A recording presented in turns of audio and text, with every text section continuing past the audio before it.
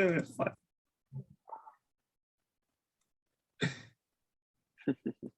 so I don't need to go to Facebook anymore. Got it on those pages. And Virginia's waiting to get into the meeting again. Logged herself back out. Yeah. All right, so I'm opening the lobby up. And I think everybody's able to join. I'm getting everybody in here now.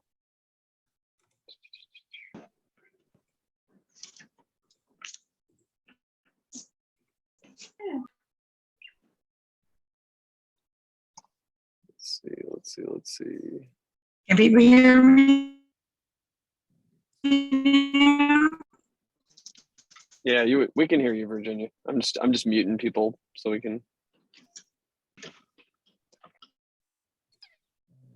Let's see. There we go. And David Isman.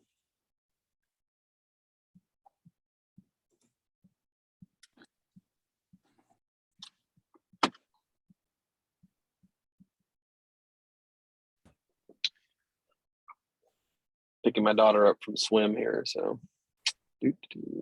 All right, Eric, do you want to try to share your screen real quick here and see if that's working? If not, I've got the ability to make host, it looks like, so I can give that to you. I didn't think I did it last time. It's disabled. Let's see, what can I do here? Stand by. I got people trying to join, so let me add them too. Does that mean I have to start admitting people if you switch me to host? Yeah, that's what I was going to see if there's a way to just give you. You should just be able to enable it. I don't know. Ashley's the meeting expert. Maybe she knows how. I don't know how to do that for my phone. It's like I'm clicking. Yeah. Do it here. Meeting settings, maybe. Let me look there. Touch Go to participants and make him host. Yeah, I know. I know how to make him the host. I was trying to like so he doesn't have to worry about all that. Always show meeting controls. Touch up, closed captioning, show names. So, You can make me co-host and I can admit people. I don't have co-host abilities. I'm on my phone, so I think it's a little bit different settings. Oh, of course. I think that they'd still give you like the basics here. All right. I just have to make you the host, Eric. I don't know if it's going to make you also a host. Let's see what happens. Eric Barnes. Make host. Yeah, it's switched full hosting over to you, Eric. So you have the power at this point, but you'll have to keep an eye on anybody who's trying to join too. Sorry. How do I see who's trying to join? So I'm going to have a screen pulled up. It says participants down there. And you can see in the participant screen, like if people are at the top trying to join. And it should pop up on your screen. I say, well, it say they're trying to join because it doesn't say anyone's trying to join. They're all in right now. Yeah, there's like 15 people in right now. I got everybody added. Oh, there's a waiting room. Okay. Yeah. Got it. Sure. Your iPhone can use it.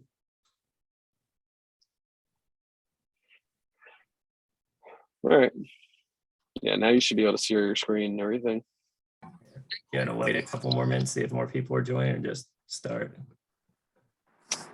I can give it another minute or two, I guess.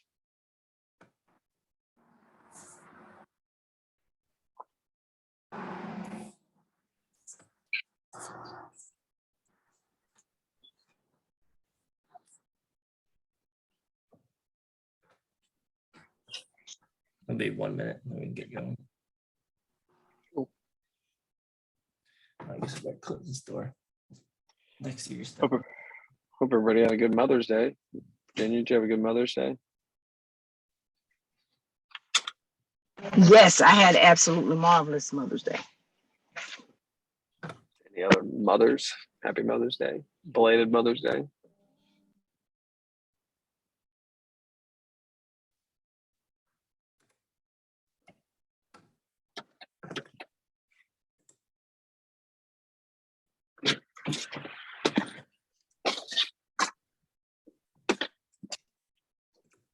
All right, there's a email else joining, so I'll just start it.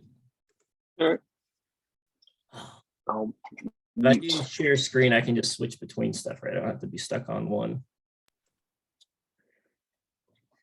I think so. Is that right? Okay. So you should be seeing the website right now. I got it. You see it. Okay, so before we start the actual board meeting part, just for people that are non-board members that are watching, we have a website. Information gets updated on it.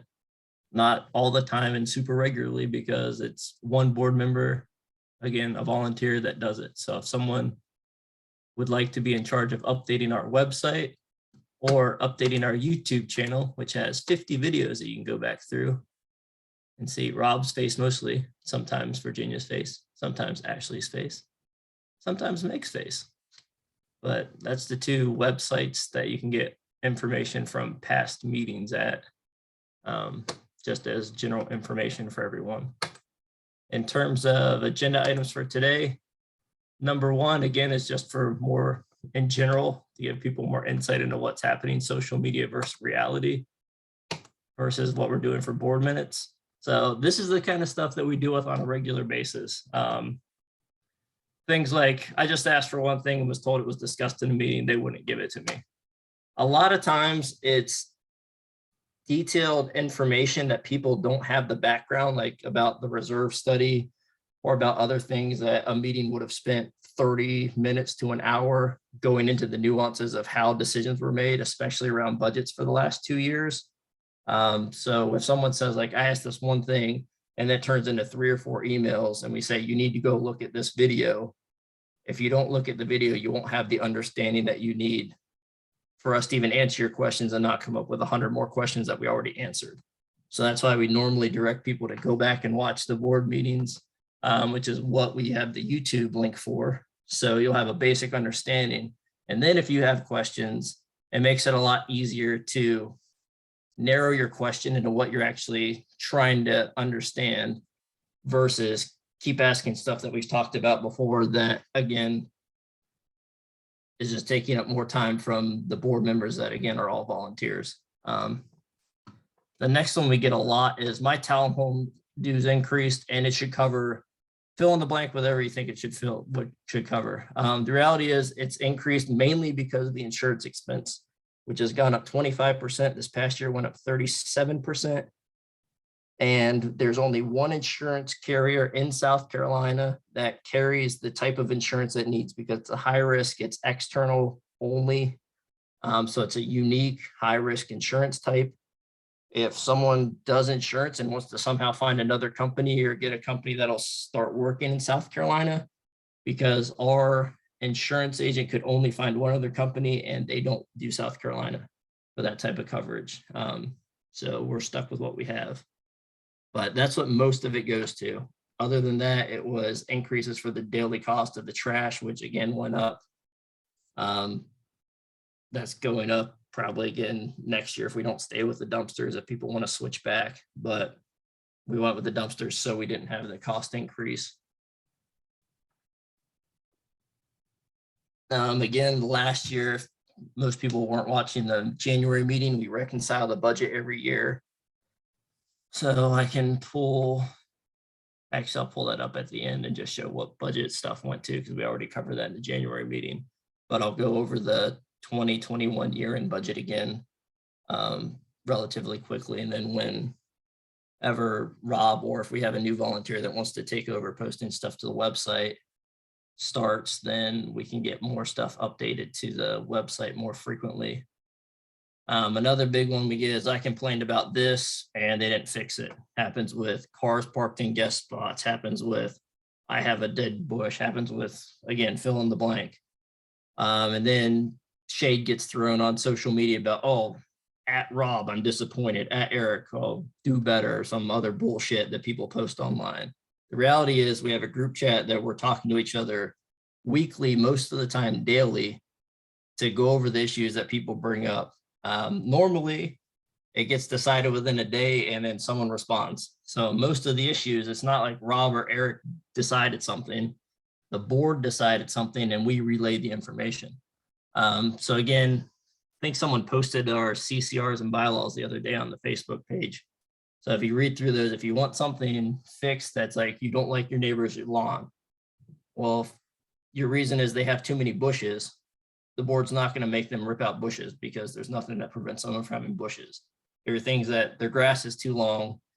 If there's some situation that we know about their families having an issue that's causing the grass to be long because they can't get out to fix it because there's a medical reason in the family or something else, we know about that. We don't put that out publicly. So in those situations, again, we won't send a notice for that, but the policy was on there. It's a notice and there's a second warning and then we can fine it. We did put together a fine structure. I think it was 2 years ago. So there is a fine structure in place if we decide to go that route. But again, if someone doesn't want to fix something, at the end of the day, we have to keep fining them until we're at a level where we can foreclose on them and could take them to court, or we have to sue them for specific remedy and say, hey, this needs to be taken care of. And then we're wasting more HOA money trying to fix something that most of the neighborhood might not care about. So I put Rob's quote on there. Rob, you want to say your quote or get me to read it? I'm driving. You have to read it for me. Okay. So pretty much anytime someone wants to do something, Rob kind of says a similar thing. The HOA can do pretty much anything you want within reason. We just need ideas, money, and labor. If you want every home to have an HOA provided housekeeper come through each week, no problem. Great idea. We just need to know if you're paying more dues to cover it or cleaning toilets on Tuesday, which is kind of the concept for everything. Like the budget gets made every year to cover expenses and what needs to be put in reserve for the upcoming future expenses.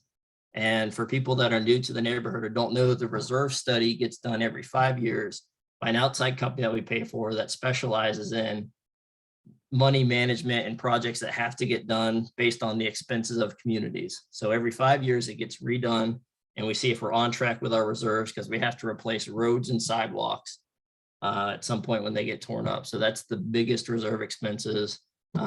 Exterior of townhomes like roofs, that's another one of the major expenses. But it's all available on the website. You can go and see the whole reserve study. You can see how when I spent God knows how many hours trying to recalculate it to take some of the expenses away from the townhome group and make them common expenses from the initial reserve study. And that was all done in 2020 before we had that 2021 budget increase. So that's like a 2-hour meeting. That's probably the best one for people to understand what actually happened with the dues and what's going on versus just saying my dues went up. It should cover everything when it doesn't. Another one we had was wanted to make a poll. The board didn't make it. If you want to make a poll, you can make whatever poll you want. Polls generally don't work because most people don't use social media in the neighborhood. If you look at the general postings, it's 10 or 15 people max. There's 290, 64 and 291, so 295 homes in the neighborhood. It's not a representative case. For people that were in the single families commenting on what happened with the dumpsters, this is the letter. Townhome trash service change. Current company service is ending. Here's the options. Here's the charges. To give us what you would like to do, email Eric at this email address. For people that complain later saying, well, they said I couldn't talk at the meeting. You're right, we said you couldn't talk at the meeting. We wanted to get all your input ahead of time. So when we got to the meeting, we could say, this many people want X, this many people want Y, this many people want Z. And then make a decision based on what people wanted and the budget. So the people that complained afterwards and said, you didn't respond on my email. One of those was the email never got sent. Some of the other ones, people just decided not to send an email. The person that wanted to make a poll didn't even send an email. So to complain afterwards is kind of a moot point. You had plenty of opportunity to reach out to the board and to send an email specifically saying, this is what I want, this is why. And if people chose not to do it, it's kind of hard to point the finger at the 5 volunteers that are trying to get all this stuff done. What else do we have? The board does whatever it wants. I couldn't tell you how many hours we spent. I mean, it's in the thousands getting stuff done between working with vendors, overseeing the vendors each week, whether it's landscaping, getting the pool stuff done, the townhome roofs, the pool area concrete redone, the shed, the sidewalk that got put in a Caprington to connect it, so we had a continuous sidewalk. The 2 houses that sunk, getting those property taken back over, getting it sold to someone that would actually build houses there so we can get the income back in from dues on those properties, because no developer was going to take over 2 lots and build houses on it. But I would say the vast majority of posts online about the boards or individuals on the board are negative, and to me, it's absolutely ridiculous because you have no clue what we're working on, all the stuff that they're doing from the neighborhood, whether me or someone else hurt your feelings or not, based on a post that we didn't mean to. Last one, years ago, we tried to change the board, but the same people got elected. Reality is we have an annual meeting every year. All the owners get notice. They have the option to either show up in person or to fill out the form and send a proxy. Every year, people seem to not be able to read what it says for a proxy. You're basically assigning someone else to go there and vote on your behalf. To have a quorum to hold that annual meeting, we need 10% of ownership. So we need 30 houses represented. This is only for owners. So if you're a renter, the only way you're going to vote is if someone assigns you their proxy. But most residents don't care to be involved. We normally have 15 to 30% representation. Again, 10 was required. And then the ones that do cast their votes or select proxies, they do that as they see fit. So if a handful of people that make a lot of noise online didn't get what they wanted, see previous posts, like you don't represent the whole neighborhood. So again, there could be a handful of people that all want the same thing. If you want to vote out the whole board, by all means, go for it. Go around and get, you probably need, I would say, like, if you have 50 proxies, you're golden. You can replace everybody. So if that's really what people want to do, then have at it. I'd have a lot more free time on my hands, and so would the other board members. Any other board members have comments on that before we move over to the main agenda items? You hit most of the items, Eric, and yeah, I'll add in. Who is that? That's Virginia. Her connection's really bad. She doesn't know it.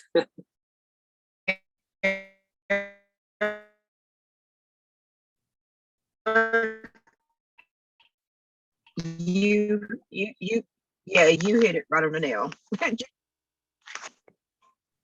Rob?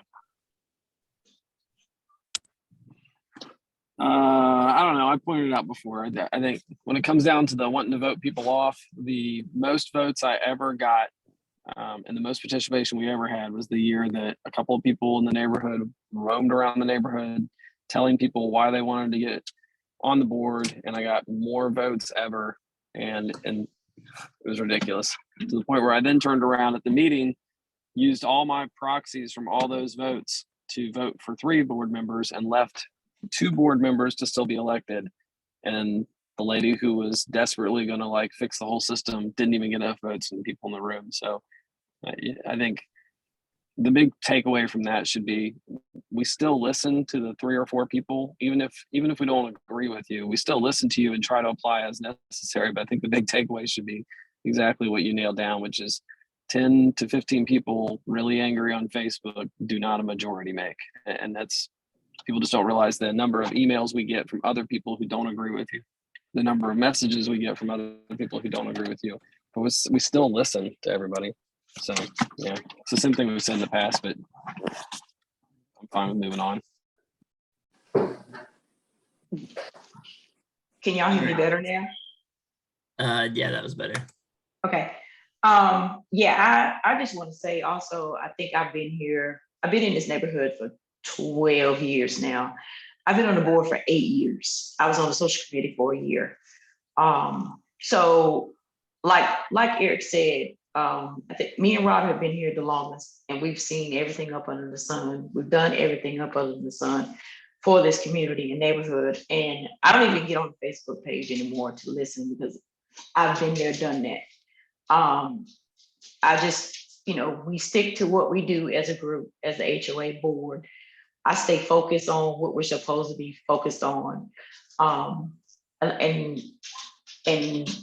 you know, we get the same complaints every year at a time. And like Rob and Eric says, you have the opportunity to run, you have the opportunity to volunteer, you have the opportunity to put in the hours that we put in. You have everyone in this neighborhood has the same opportunities, the same opportunities. And it is not fair when somebody takes out their time, full time, on their full-time jobs, on running businesses, and then you get some 5 to 10 people in the neighborhood who don't appreciate, and which I don't care if you don't appreciate me, really, I don't. But folks who are really working and doing what they're supposed to do, that 5 to 10 on that Facebook page, if you notice that every time you see someone on that Facebook page, we always ask them to volunteer and no one has time. So I say to this, if you don't have time, then don't complain, because I don't have time. But if I'm going to complain, like I wanted to see things done, then I ran on the board and I've been sitting here for 8 years. And by means at this time in my life, if you would like to take my place, please vote me out. That's all I have to say. I just wanted to chime in with the video comment. So as one of the newest members of the board, I know that I've gone down the rabbit hole. I asked a bunch of questions of the other board members, and then I am referred back to those videos, and the videos are very helpful. So trust us when we say watch the videos. I watched the 2021 or 2020 video, that all 2 hours of it, and it was a long video, but I learned a lot.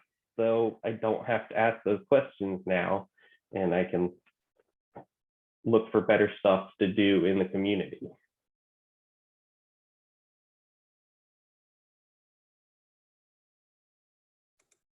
All right, well, we'll just move on from there.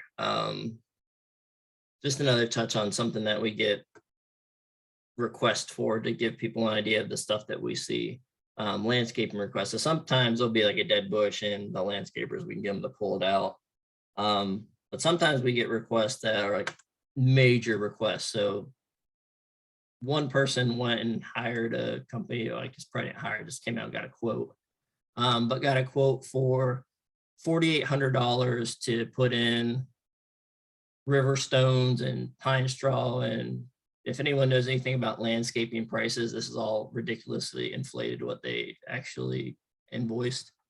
But this would be for 2 residents. So as townhome people, I don't pay into the townhome maintenance or townhome landscaping. But as a townhome owner, I sure as heck wouldn't want $5,000 spent on 2 townhomes for their bushes and river stones for what this company said that they need to get their grass growing and looking a little bit nicer. But that's the kind of stuff that we get probably every couple weeks or every month or so. Someone will send in a request that to them seems like a great idea because it'll fix their property, but it seems exorbitant in terms of the budget we have currently and what the expectations are for landscaping for 1 or 2 houses versus the entire community. So Let me jump in here, Eric, with it. You know, this is a perfect example for if there's townhomes on, and I think a lot of people who joined tonight are single family. So hopefully townhome owners who popped in or you're watching it later. There are, my last count, 4 single family homeowners on the board right now and 1 townhome owner. So say we decided, you know what, that's a great idea, $4,000 or $5,000 for a couple of properties, which we agree it would be beautiful to fix it, and maybe we could even find a better deal. So let's say we get that shaved down to $2 grand per property to fix it times 64, and we as 4 single family homeowners say that sounds awesome, let's do it. And then we just increase your dues because the 4 of us don't care because it's not our money. So we increase your dues to cover $2,000 per property, which if you start thinking about it, you're like, oh, wait, that means I'll literally just spend $2,000 in my yard. That would be an example of us just saying, you know, we don't care and we're single family members, so it doesn't affect us. Instead, we look at it and we go, okay, this quote that was sent in to us is crazy. We can't use this quote. It doesn't mean we're not willing to try to find ways to solve problems. And I get it that as a townhome owner, you're frustrated because you see your dues being spent here and you're and you're looking at it and you're going, I want to know where my money's going. Why is it not going here? And I've asked to have this fixed or that fixed. But it goes back to, and again, I know beating a dead horse, it sounds like it's the theme of the night, going back and taking advantage of the videos. And I'd like to point out also, I don't know, Ashley's here, so maybe you can, how many boards do you have currently who record and then place their videos in a public spot where they can be recorded? Do you have very many of those? You are the only one. Because usually the attorneys will say, don't do it, because Correct. nobody wants to be held accountable. You know, that's basically it. Because if somebody decided tomorrow, well, I think I'll sue the HOA, they'll just take these recordings and they'll go through and they'll try to turn it into a thing and make us look however they want to look for court. Personally, I took a stance on it a long time ago. I don't care. If I wasn't on the board, I would sit in the meetings and I would record the meetings, and the board could make a decision of what most boards would do in most situations. And Ashley, you can weigh in again if you want. If somebody pulls out a video camera and says, I'm gonna record the meeting, the board probably just says, we'll adjourn the meeting. Correct. Because they don't want to be recorded. So when I get this whole thing about there's not transparency, you have no clue. If you're telling me that the Almond Glen Owners Association board is not transparent, you have zero, you've never lived in a townhome or you've never lived in an HOA before. Or if you say I have before, give me the name of the HOA and I will make you look like a fool, because they're not recording their meetings. They're not making them freely available to the public like this. They're not putting them up on a YouTube page where anybody who moves in tomorrow can go back and watch years worth of videos. They're not putting their stuff as available. Somebody will say, well, you're required to put the meetings available and make the board minutes and all that stuff. Yeah, you can go back to the management company. You can pay whatever fee that they charge for copies and set up meetings and appointments, and you can operate around their schedule. But I personally hated that when I first came to the neighborhood. That's why we eventually cut ties with our other company that we were using. We brought in AMG and we started doing this kind of thing, making it very available. So we try to be super, super, super transparent because we want people to know what the heck's going on, because we're not doing anything sinister or shady, and because we want you to have fair say. So if you're the one person in the neighborhood who has an opinion that is completely the opposite, you have a free venue to go and scream as loud as you want about it, make everybody know about it. We'll listen to you, and then we may just disagree with you, but then, you know, that's how a real system of voting works and all that kind of thing. So we're really trying to be as fair as possible. So it's my little add on there. So hopefully that's helpful. Rob, do you want to give a pulled update at all, or just say, see your video that you posted? I don't mind throwing out a quick update on it because I'm happy about this one. So we got the pool. For anybody who didn't see the video the other day, we got the pool up and running weeks in advance. I had scheduled it to open this particular weekend. Because of the repairs that were coming up, I didn't know if we have it to. Now, I will say this. I immediately joked with some friends, the pool's open, get in the pool. Because everybody says every year, because they moved here from California or from up in Minnesota or something like that, if the pool was open, I'd use it. And then I've had people push back saying, you know, we don't keep a log of who was using it or something like that. Every year the board tells us that the pool doesn't get used and they'll prove it. So I'm gonna do my very best to remember to download the logs and keep track. I'm keeping track, and I can look on the camera and see whether or not you used the pool or you scanned in, walked in, realized it was super cold and left. But my daughter went up there straight from swim practice. The kid will swim in the cold water and everything. And she was like, it's too cold to swim in. So we'll see if it warms up. I hope it does. I hope it's sunny as can be and 1,000,000 degrees out and everybody's up at the pool this weekend. I don't anticipate it, but the pool is open weeks in advance. We will use this as kind of a test case. I don't know, Ashley, you got a lot of pools open right now? No, the majority of my pools are opening Memorial Day weekend on that Saturday. That's shocking, just like everywhere. So we're doing everything we can. Everybody has asked, and they've asked politely, and they've asked, you know, nobody's been rude about it, but everybody has sworn they'll go up there and swim. We even have the pool is open at 7 a.m. for everybody who wants to swim before they go to work and everything. I think I had one person who's ever taken advantage of lap hours. The reason we called it was lap time was from 7 a.m. to 8 a.m. lap time. That's one, so that hopefully nobody's up there blasting a bunch of music and irritating people first thing in the morning. Let's at least get to 8 a.m. before we go crazy. But 7 a.m. to 8 a.m., we can't have like adult hours or anything like that, adult swim time, but lap hours from 7 a.m. to 8 a.m. kind of gives us it's a sneaky way to get in some time where generally you're not going to have a bunch of kids who want to swim laps. So anybody can swim up there. Anybody can do laps. That's pretty much it. There is still a kiddie pool over there. So don't think that the board's going to come run up there and screaming at somebody if they let their kid get in the kiddie pool. Okay. But the laps are available. And then at 8 a.m. until dusk. And then as far as the repairs, you can see the video for that. But you will notice the pool area looks pretty nice up there if you guys get up there. So we're trying, we're doing what we can. So I would use the pool if you want us to open the pool early again next year. It's gonna be hard to justify the extra money before Memorial Day if nobody swims. And no chairs in the pool. That's the big one that didn't make it on the video. In the past, we had some people that like to put the chairs in the pool and then sit in the lower chairs in the pool. Please don't put the chairs in the pool. That was the other big thing that got left out of the video. For trash, just a general update for the board already knows it again, because I mentioned before we have the group chat that's always going on. There will be signs posted this week. Matt even brought up like, hey, why don't we just stick them on the dumpster? Because I don't want to have an excuse where someone says, oh, well, I parked 2 car lengths in front of the dumpster along the curb because the sign was on the dumpster. So there's going to get 2 signs posted. Tim from AMG is supposed to get those up this week. I'm at the point now where I'm not going to go out and buy signs and put stuff up myself to save a little bit of money from hiring the management company to do it. So someone wants to try to save a few bucks and do it themselves, they can, but you need to let me know by tomorrow. Otherwise, AMG's doing it.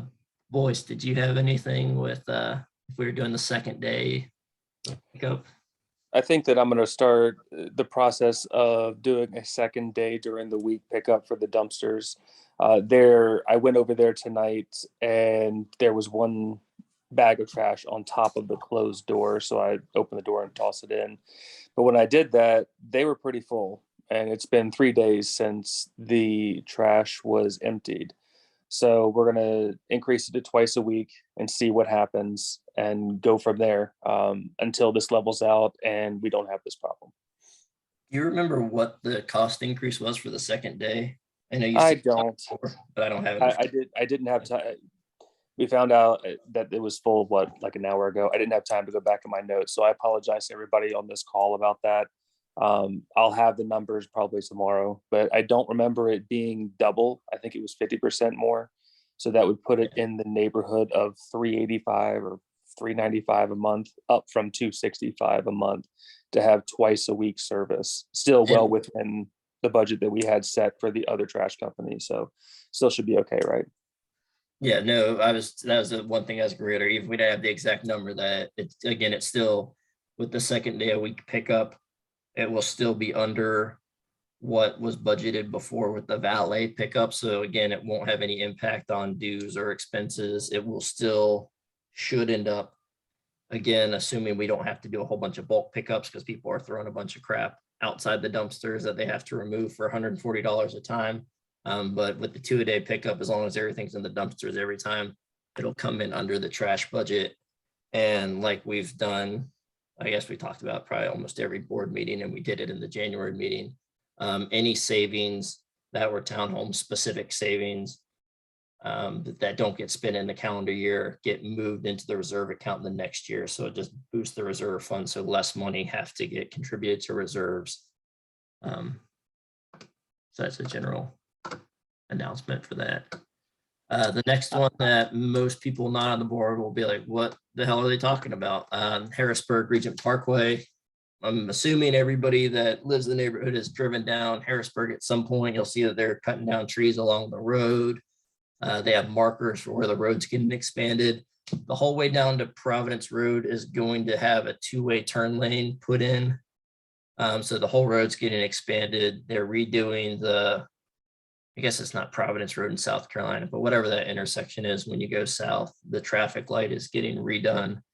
And then the traffic light up on Regent Parkway is getting redone. And then that strip of land that Lancaster County owns on Regent Parkway before you get to the river and cross over into York County, that's also getting redone. So this has been going on for a couple of years that I was working on, and Matt started working on because he has a civil engineering background. But we had to fight them not to restrict our one entrance that's by the traffic light to only being able to turn out to the right and not being able to turn in. It was either that or make it a two-way turn lane. So right now it's projected to be a two-way turn lane. We're still working with them to try to get our entrance rerouted to the traffic light. Unless something's wrong with the surveys that are online, we should be able to reroute to the traffic light with the design that we currently have submitted. And that would put the Cabrington Drive intersection across from Regent Parkway. So you'll be able to actually get out at a light and not think you're going to get in a head-on collision every time you turn in coming from the north into the neighborhood. So that would be nice. It will be a bit of an expense to the neighborhood. We don't know the exact numbers. We're still working with SCDOT and Lancaster County planning on that. Where we're at right now, like we initially sent them the filing, I think it was a year and a half ago that we contested, like, hey, you can't restrict their intersection. So they went with that two-way turn lane, and then that was in the official like 100+ page plan for the entire road route. Now we're at the process where SCDOT and Lancaster County planning are both okay with us rerouting to the traffic light. They just need the developer who doesn't want to change the design plans for that section. So they're gonna have to make an addendum to the design plans. And then we'll get the initial design engineer will have to design basically what Matt already did, and then just do the surveys to see what it's going to actually cost and the feasibility for doing that. So where we're at right now on that whole process is I just spoke with Rox at Lancaster Planning today. Matt had been emailing with him. I had talked with him previously, so I was like, I'll just call him. Maybe I'll be able to get a hold of him. So I talked to him last week and then this Monday, and he's going to work with the guy at SCDOT just to set up either a Zoom or a phone meeting between us, Lancaster County, SCDOT, and they may or may not put the contractor for the developer that's responsible for the road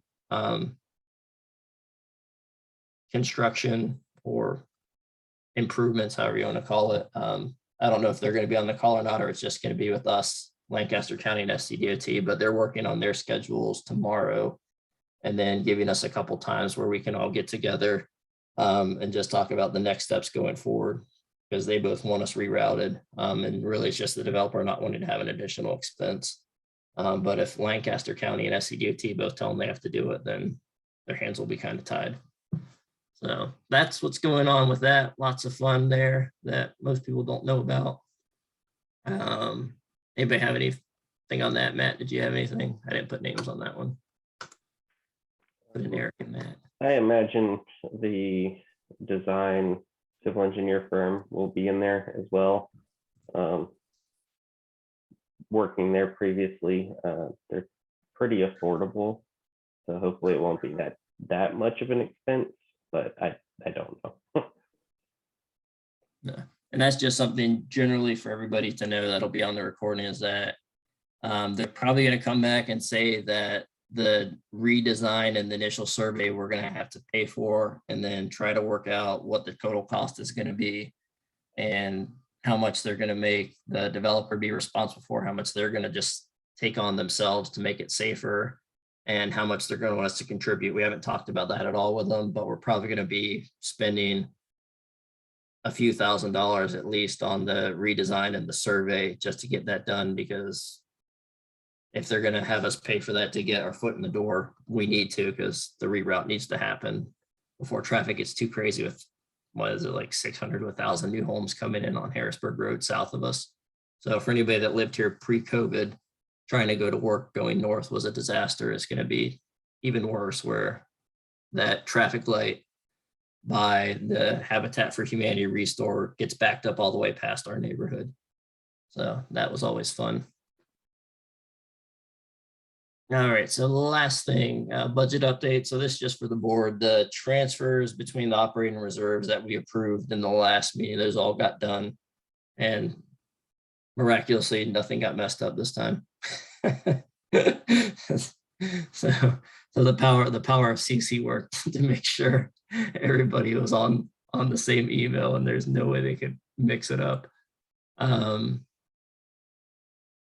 And then I'll also pull up the 2021 year in budget, because that was one of the questions that we got. Just to show people that are on right now what we went over before. So at the end of the year, I go through the budget, we do year-end notes. So that's kind of where we finished budget-wise. So overall, we were like 17,000 under budget. 9,500 was common, 8,000 was townhomes. Breaks down the biggest savings items. The one person had asked about what we did with the miscellaneous landscaping. So I'll just pull that one up.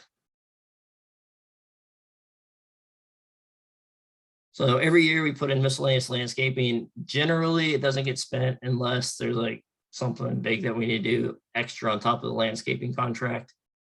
So instead of, I think we had budgeted, I have to go back and look at the reserve study.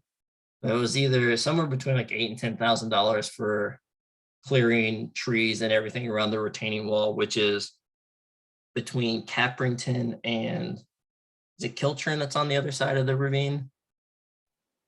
Yes. Yeah, so between Caprington and Kiltrin, if you never go back in those woods, most people Don't- never will, but there's a massive go- wall that keeps don't us from falling down into a ravine. So that's in the common area that the HOA is responsible for. So instead of transferring $1,600 out of the reserves to cover that, we didn't use money out of the miscellaneous landscaping, so we just left the reserve alone. So there's an extra $8,000 to $10,000, whatever the dollar amount is, that's in the common reserve right now because we didn't spend it on the wall. That got done between, I don't remember who we hired. Was it US Lawns that went down and cleared it? So I went down initially with another neighbor with a chainsaw, and we cleared some of the bigger stuff. And then we had US Lawns go in and cut down a couple more trees and like clear everything around the top and bottom of it. But then the landscaping one for the townhomes didn't get spent, and that all got rolled over and transferred into the townhome reserve account.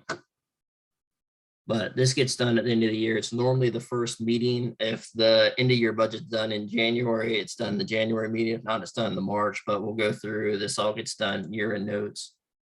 So they can see where everything ended up, goes out to the whole board. It probably will get posted on the website at some point when Rob's able to get in there and go through and do all the updates. But again, that's just bonus. If someone really wants to go through all this, and they can, but that's how it gets done. So in terms of this year's budget, we're on budget. Nothing's happened the last couple months, so I don't really have an update for this year. Any other board, any other agenda items or anything? Eric Matt has to speak on landscaping. No, okay. I didn't put landscape update today. And that in So there. we have a landscape meeting with the landscaper Wednesday afternoon. And then we're going to walk from the pool, walk all the common areas, and then walk the townhomes. We're going to check on the bushes that are dead in townhome area and look to have them replaced or removed. And then any problem areas within the townhomes and common open areas to be fixed, and a plan for the year going forward.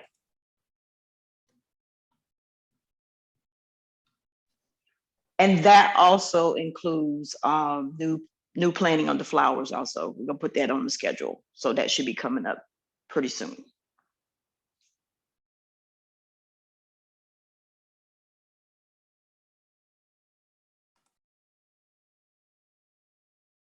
Boys, do you or Rob have anything else? Nope, I'm good. Hey, I'm sorry. One of my neighbors came ringing my doorbell, trying to find out why she couldn't get in the meeting, and that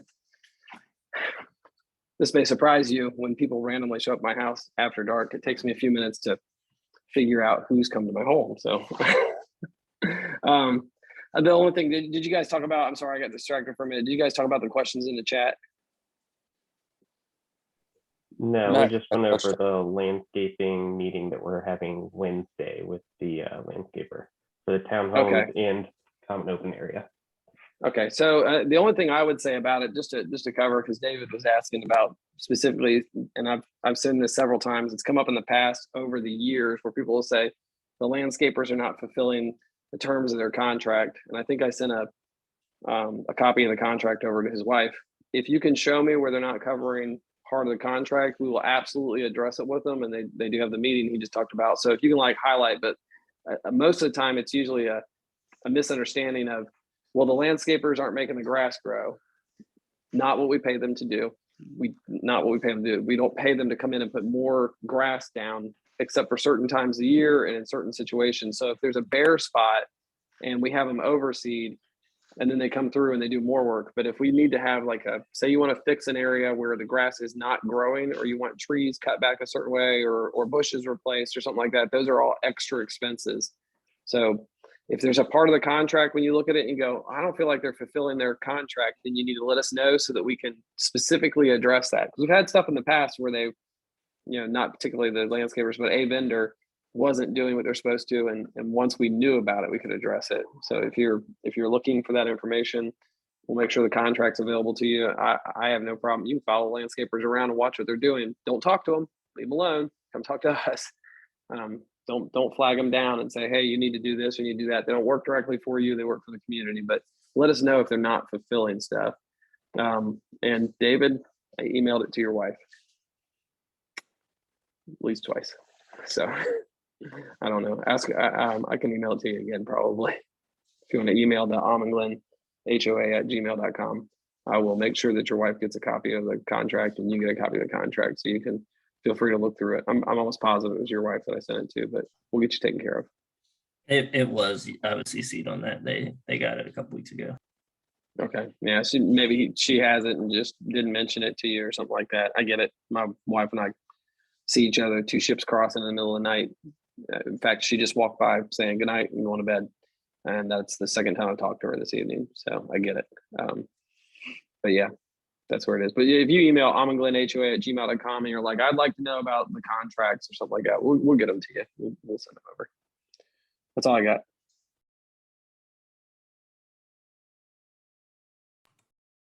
Did you want to do any general questions? I guess I can make you the person that is the host again, so you can, I don't know, are people auto muted, or can they just unmute themselves if they have a question? I think they can unmute themselves if you want to. I mean, I don't think there's not usually like 6 people trying to jump on at once, but if you have something you want to pop in right now and ask a question, something specific you want us to address, this would be a good time for it. If we don't have the answer, I may just say, we'll get back to you on that, but we can listen for a few minutes. I got time. And then if you're somebody else is talking and you're like, well, I'd like to talk, but they're taking up all the time, just put something in the chat like, hey, I got a question, and I'll play up. So we'll open the floor up if anybody wants to throw a question or two out here. Awesome. Just a real quick question, and gonna direct it just at Boyce because he had brought it up earlier, but with the twice-a-day trash pickup, do we know how that would change up the schedule as far as trash pickup? I understand it's right now on Fridays. In the past, it's gonna change it. In the past, we did like a Friday and a midweek pickup or something. So it's gonna totally depend on what they come up with. Do you guys know the schedule of that yet? I do not. I guess since you brought it up, does anybody have a suggestion, or just go with what Rob was talking about, which is like middle of the week and then Friday, or is it getting filled up over the weekends? I do a Monday and Friday. If you have a suggestion, I'll hear it and I'll see if I can request it. But that conversation happens tomorrow. What happened in the past that when it worked, when it was right, they would do a Friday pickup and they would do or a Thursday, and they would do like a Monday pickup. Because usually what you'll see is what you have right now. The weekend rolls around, visitors, people moving, stuff like that, and the trash just floods in. And then Monday it gets all cleared out again, and you're good for the week. So if you had your pick of the whatever, I would recommend early in the week and early, because what they'll end up doing too, this is the kicker to it, dealing with all these vendors over the years. They'll have a scheduled Friday pickup, let's say, and say they have a scheduled Monday pickup. They'll miss the Friday pickup because of issues of some sort, which will be a part of their contract. And they'll say it's okay, and then they'll be there on Monday, and then you won't see them again until Friday. So they'll play games with us. So you have to kind of watch. Once you put a 2 time a week pickup, you got to really watch, because you'll notice a lot of missed one of those pickups. That's prior experience. Hopefully we won't have that problem. Yeah. I was about to say, I'm happy to give grief to whoever misses pickup, but Monday and Friday, I do think would be, with limited experience, a good idea. It usually works out better. And if anybody sees that something is not happening over there that should be, just let us know. I'm a single family homeowner. I don't pass there every day. You guys are living over there. If you see that once we've got this leveled out, we're doing twice a week, and if they miss a pickup, let me know so I can work on it. Otherwise, a week will go by and I won't know. So Anybody else with a question or anything? I do, and I'm totally not trying to beat a dead horse. I'll keep this very short. But we do have the contract. So I apologize for my misunderstanding on that.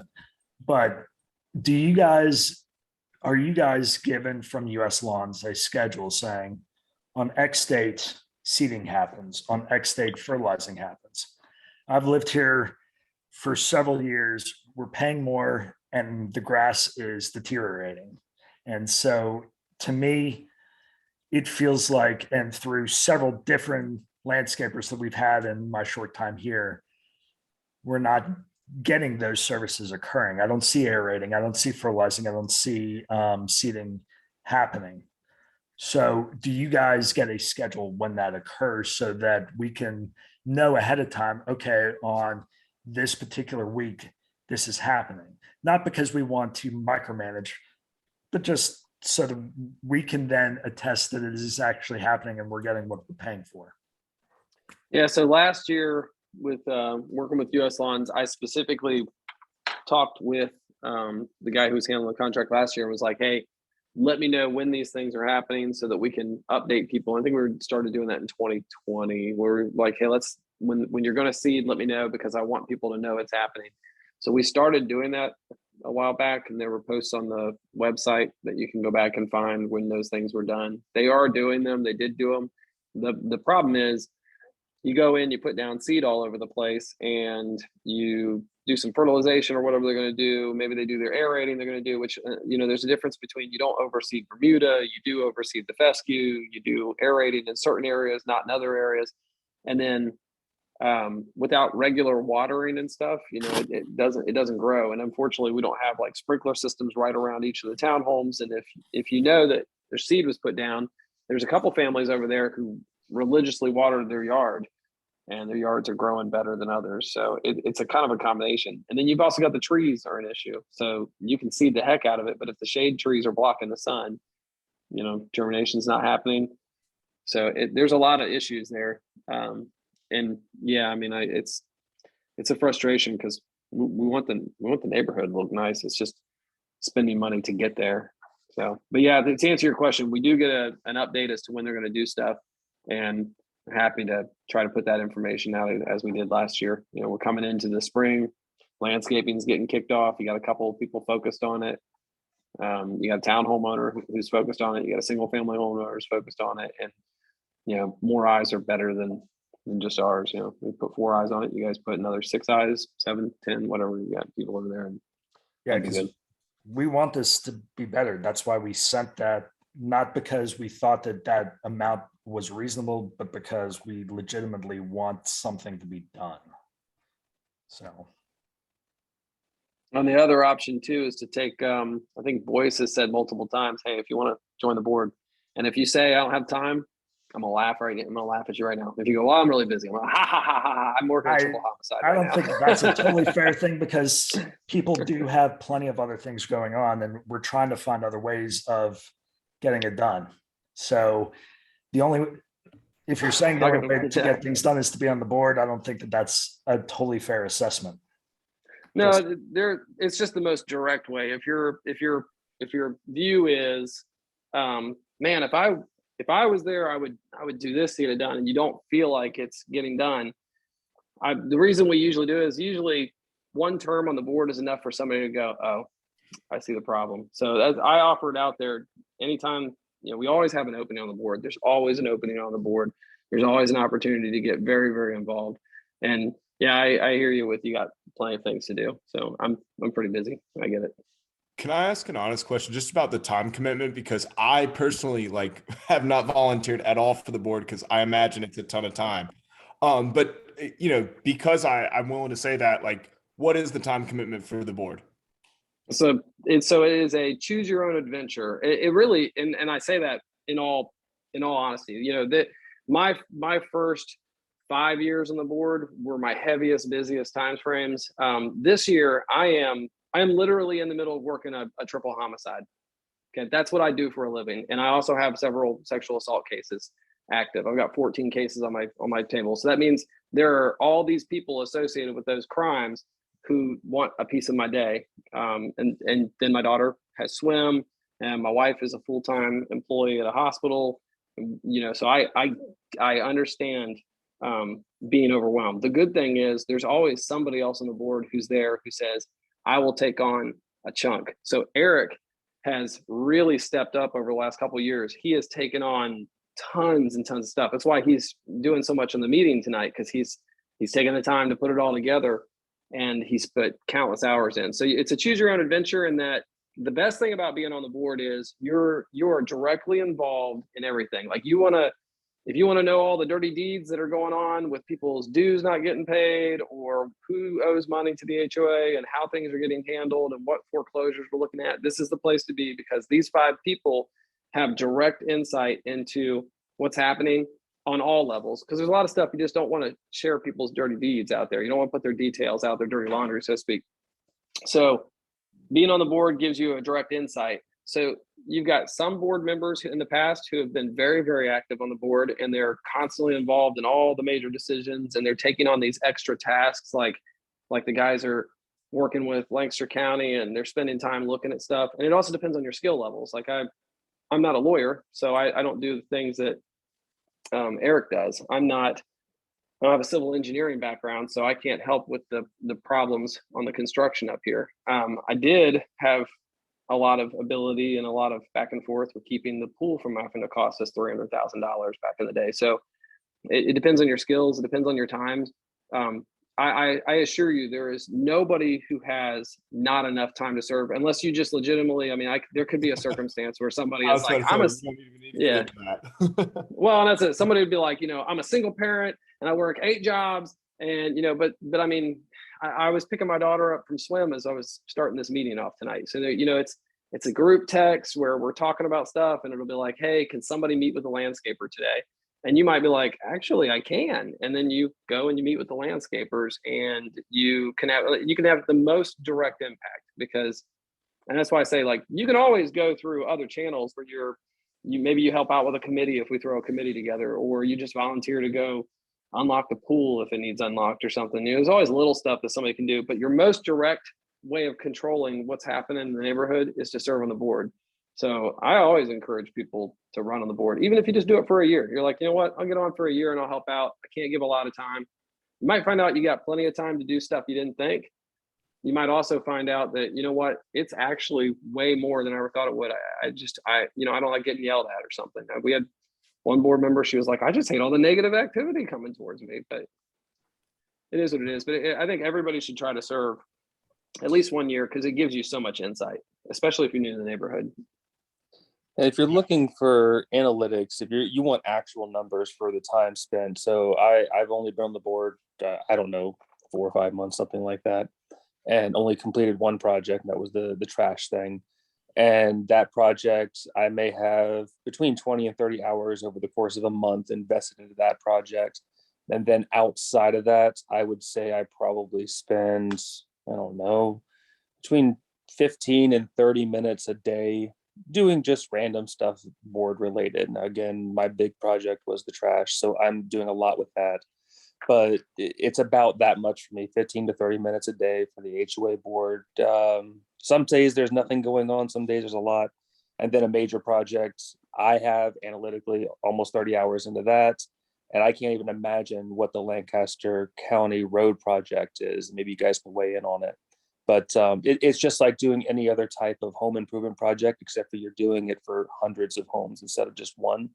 But it's the same kind of work. If you're a homeowner, it's the same thing. It's just on a larger scale. and it takes time. And let's not forget the HOA group chat that goes off at 6:15 in the morning and continues until about Yeah. 6 p.m. at night. See, I'm Yes. trying to talk people into serving. You guys talk about.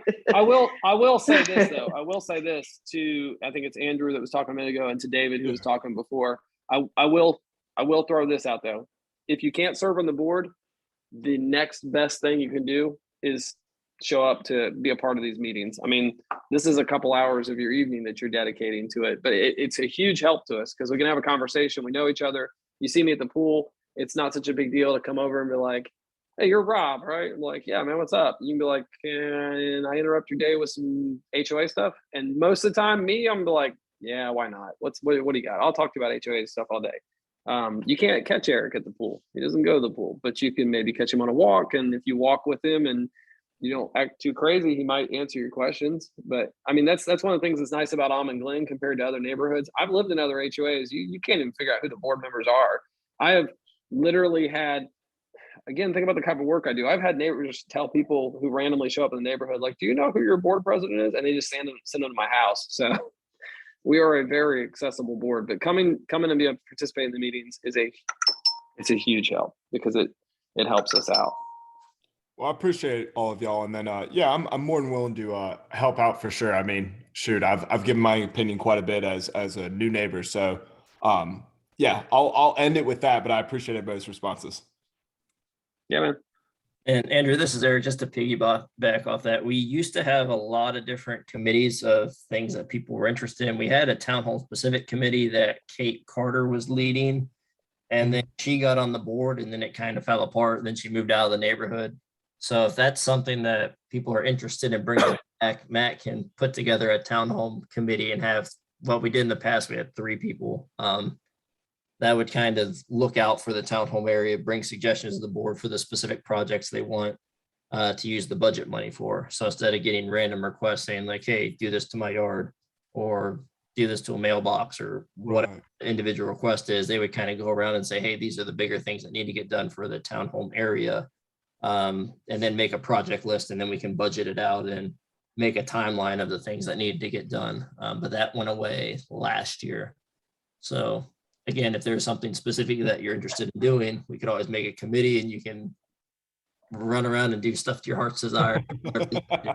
It's kind of like board light because we, the commitment's probably a little less and it's only for the 64 homes. But yeah, when we had a town home committee, I mean, once they got together, we were like, okay, here's your budget and this is what you can spend money on. Let us know what you guys want us to spend the money on. And for the most part, as long as they don't come in with anything wild and nutty, I mean, we've still got a fiduciary duty to the neighborhood, and they don't because they're just on a committee. But if a 3-person committee from the townhomes comes in and says, hey, we see you've got $3,000 available for projects, we'd like to spend that on bushes. Like, okay, spend it on bushes.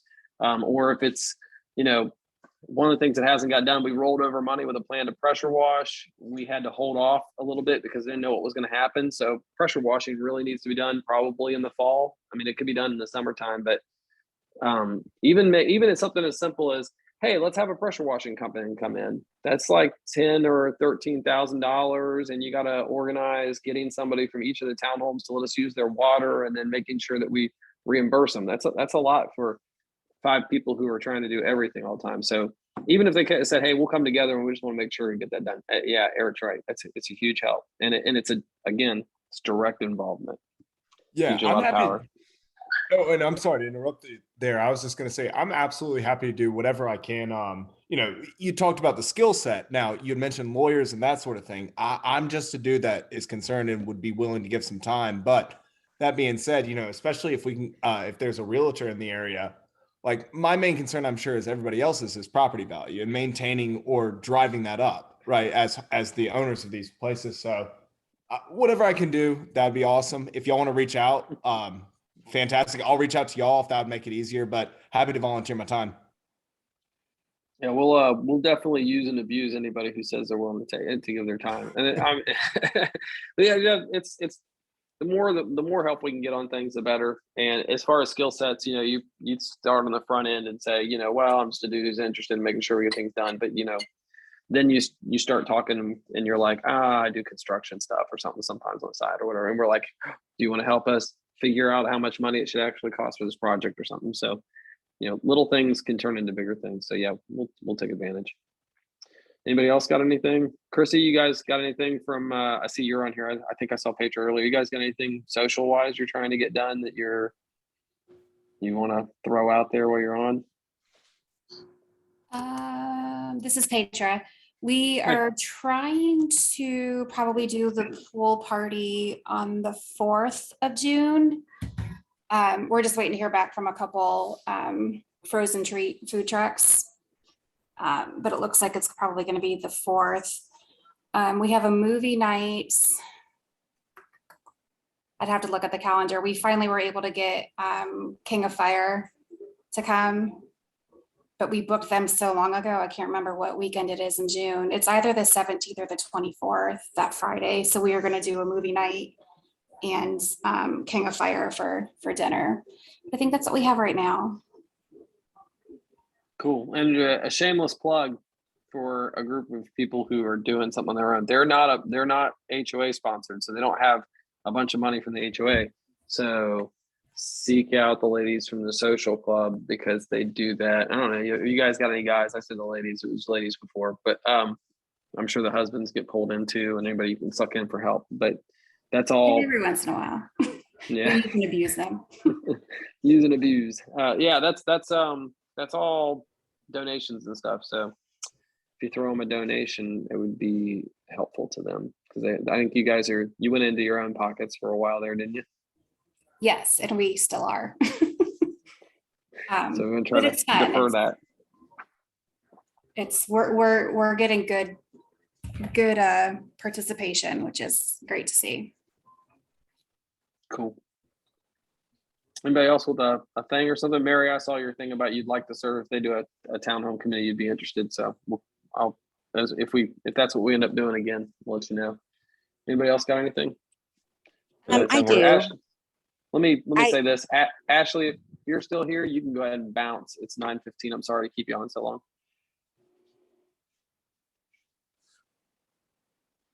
All right, now to whoever said I do, go ahead. I'm sorry, I didn't. You have to. Can you throw out who it is? That's okay. It's Laura Williams. I just wanted to point out a couple things. First off, back to Eric's comment, I was the one that posted about doing the poll for the townhomes, simply because in the past when Kate was doing it, there seemed to be a little bit more response than there was towards the emails, which apparently they only received 4. But in my comment on Boyce's post about going to clean up the dumpsters, I think I voiced that I was like, what all the board did to get the notice out there about the trash. And, there were 3-4 posts about the trash situation. I received 2 notices, one on my door, one in my mailbox. So I was putting that out there to let everybody know that they had ample opportunity to voice their opinion. No, I did not send an email, but I did participate in the Zoom meeting and I listened and got the information that I needed. But I was one of the ones trying to boast the fact that the HOA did what they needed to do. Secondarily, if there is a townhome committee that is formed, I'm happy to participate. Unfortunately, I am one of those ones that does work 40 hours a week and I take care of my parents with Alzheimer's. So I have limited time, but I'd be happy to help out where I can. But not every townhome owner is just a disaster. So I don't think anybody thinks that that's what it is. Well, a lot of the comments that are thrown around sometimes are as if townhome owners are second-class citizens and we just don't care about where we live. And that's just not the case. And the last thing I have to say is it would be nice if maybe, and even I will do this, I don't care, but like I went to go put trash in the dumpster over the weekend and like the doors were left open. So that's when you're going to get critters and stuff climbing into the dumpsters. So I don't know if anything can be said about that, but We can Seems say like- something about that. That was one of the concerns that I had as well, and it's very common with dumpsters. Those doors are big and they're heavy, and they will keep critters out, but only if you close the doors. So one of the things that we can do, and I don't care for the idea, but it is out there, is there's a way you can lock it, and everybody, of course, has the combination, but it brings the problem back to you still have to close it and lock the thing. And Right. so I don't know. I didn't like the curb appeal of that idea, so we didn't go down that road. But I am open to ideas for how to get those doors to, remain shut, aside from me fussing on Facebook or through letters Right. about. Because I have, every time I go there, the doors are closed. But this is the first time I've heard of that problem from someone that lives over there, and I think that's because every time I go, dumpsters are full, so of course they're closed. They're keeping trash in. Yeah. I don't have a solution for that yet. Still working on it. If anybody who's listening to me talk right now has a that is not a padlock, I'd love to hear it. It really shouldn't be that difficult. I mean, I think most You'd of us think are it'd be grown adults. simple. We should know how to shut the doors. But anyways, There That's is all a I had certain to amount of personal responsibility that goes along with that. And the only thing that I can suggest to anybody listening that's a town homeowner is when you're over there, or if you're passing by it, just, if it's not the way it's supposed to be, stop and rectify it if it's not going to take too much time. I know that's silly, and I've been doing it for the past couple of weeks. It's a little silly, but I think it's also more important that if a few people take more personal responsibility for the ones who won't do it, it really does look better over there. When I drive by and I don't see things lying around, because I know you guys are over there picking them up, it looks nice. And it's not a fun situation when you have to pick up somebody else's mess up, but it does keep the overall presentation good. That's the only thing. Boys, see, y'all laughed about me when I said put those magnets on those dumpsters. So you can put magnets on there that says, please keep doors shut. yes, exactly. I didn't laugh. I thought it was a great idea. I don't. Please keep doors shut. wait, Please do not park in uh, front of the dumpsters. Do not park in front of the dumpsters. Tomorrow- Towing enforced. Magnets. tomorrow- Magnets. Tomorrow, You 100% should not have to say all of this, but clearly it needs to be said. It needs to be posted all over the dumpsters. I'm just. Here's the thing. Here's the thing. Don't you? Maybe you guys are not old enough. Don't you remember the song "Signs"? Signs take away the signs. Yes. You all sped to work today. So the signs only go so far. All right? Signs only go so far. You can put them up, but and if you're the one not speeding, you're going to see 10 people speeding past you. So we can put the signs up, but you're gonna buy a lot of signs. I know. I think what you have to do is you have to do exactly what you just did, where you if you're at a meeting or something, you say, hey, can I just remind people, or you post on Facebook, hey, I found the dumpsters open today. I closed them. If you could just remember, and maybe people just don't think about it. They really don't think it's a big deal. It's like people who don't clean up dog poop because they think that dog poop is fertilizer, until people explain to them it's not. It's not actually fertilizer. It doesn't help the grass grow, and it spreads germs and that kind of thing. So it's fine. You just have to keep saying it, and a few of us will do the right thing and a few won't. Yeah.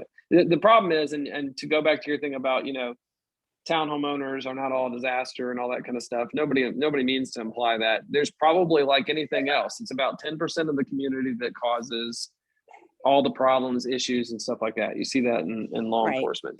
10% of the people do all the major problems, and then occasionally other people pop in with their own nuttiness. So don't, especially if it doesn't apply to you, blow it off and move on from it. And in your case, if you were trying to draw attention to it, where you're like, hey, your wording was meant, and that's what stinks about trying to send text messages. You're trying to say, hey, folks, you had plenty of opportunity to reach out to the board if you wanted to and participate. And then people take that as, the other direction. Yeah. It's just miscommunications on the internet. Yeah. And so. I was grateful for Boyce for going and taking care of the situation.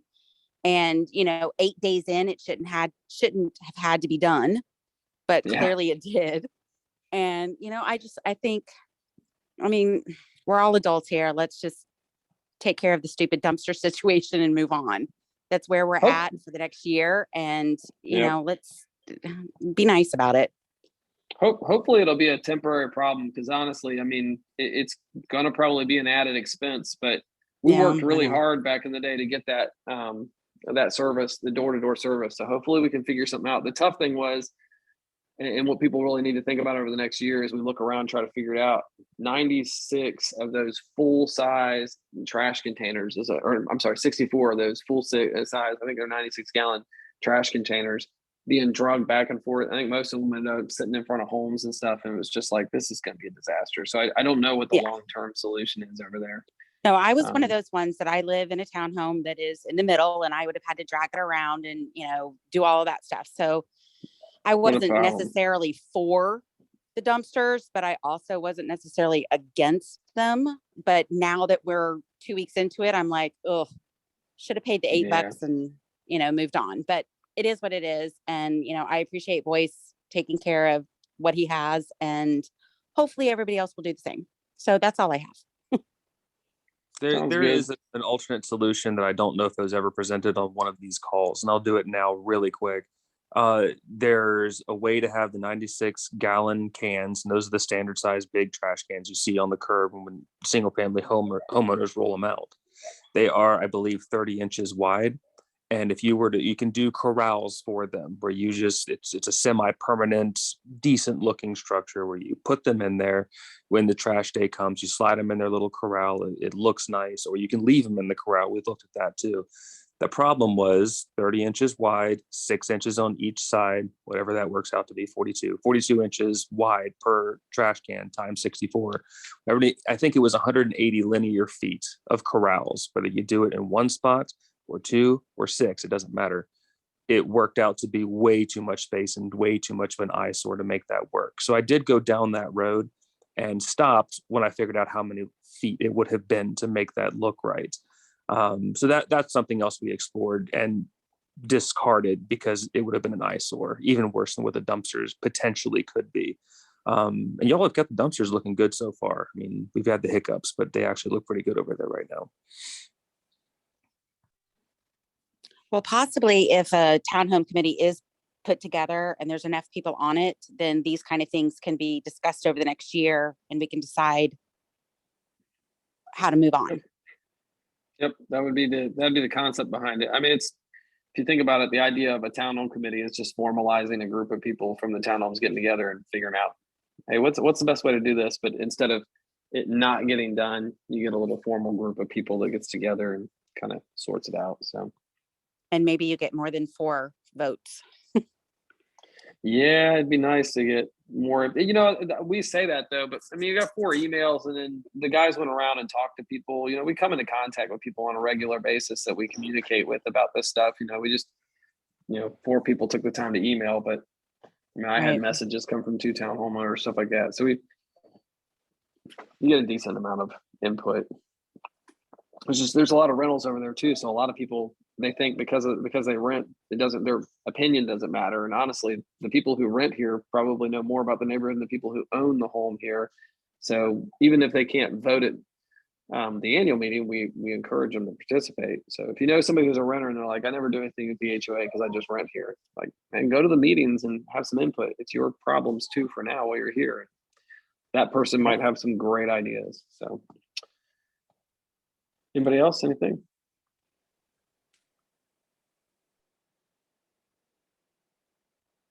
Floor's open.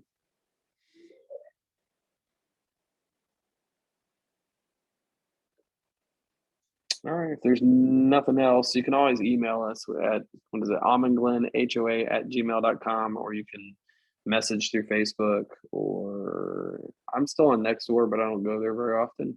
So you can track us down. So if there's nothing else, it is 9:30, almost 9:27. So we'll call it 9:30 at night. Thank you everybody for coming. We will try to get this posted up to YouTube the next day or so here. So thanks everybody. Night.